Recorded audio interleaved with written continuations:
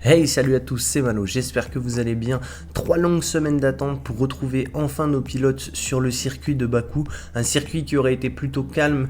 Moi je considère que ça a été vraiment un circuit de reprise, hein.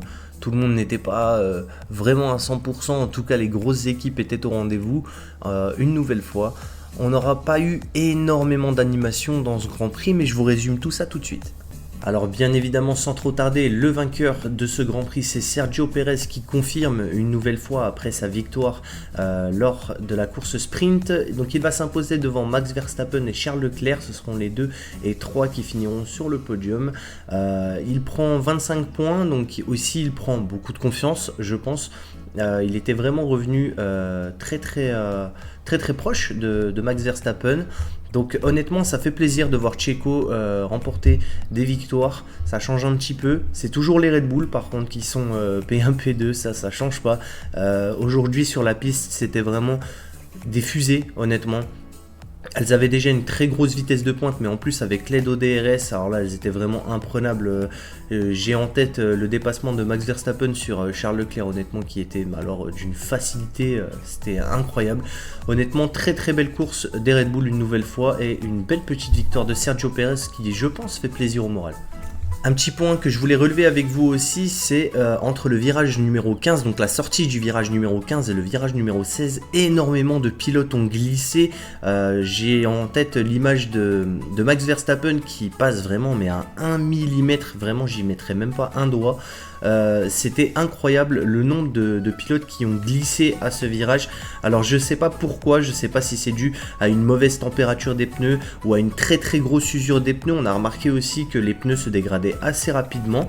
Donc je sais pas du tout ce qui s'est passé dans ce virage, mais beaucoup de pilotes ont glissé, je tenais à le rappeler parce que on a évité de gros crashs je pense. Seulement 2 abandons et une safety car dans ce Grand Prix. Donc le tour numéro 10, c'est Nyck De Vries qui va abandonner et qui va entraîner une safety car. À la suite d'un accrochage en sortie de virage, il va venir taper la roue avant gauche à la sortie de ce virage, et malheureusement la roue va complètement casser. Donc c'est dommage pour Nyck De Vries et AlphaTauri. Et le deuxième abandon, donc c'est Guan Yu Zhou qui va abandonner dans le tour numéro 37. Donc j'ai pas plus d'informations, mais apparemment ça serait un problème mécanique. Mais j'ai vraiment aucune autre information à vous donner malheureusement sur cet abandon de Guan Yu Zhou. Une stratégie complètement décalée et complètement folle de la part de Haas et de Alpine. Donc Haas pour Nico Hülkenberg et Alpine pour Esteban Ocon. Les deux pilotes auront effectué 50 tours sur les pneus hard, ce qui est juste énorme. Alors la stratégie c'était d'attendre une safety car ou un red flag. Malheureusement pour eux ça n'est jamais arrivé.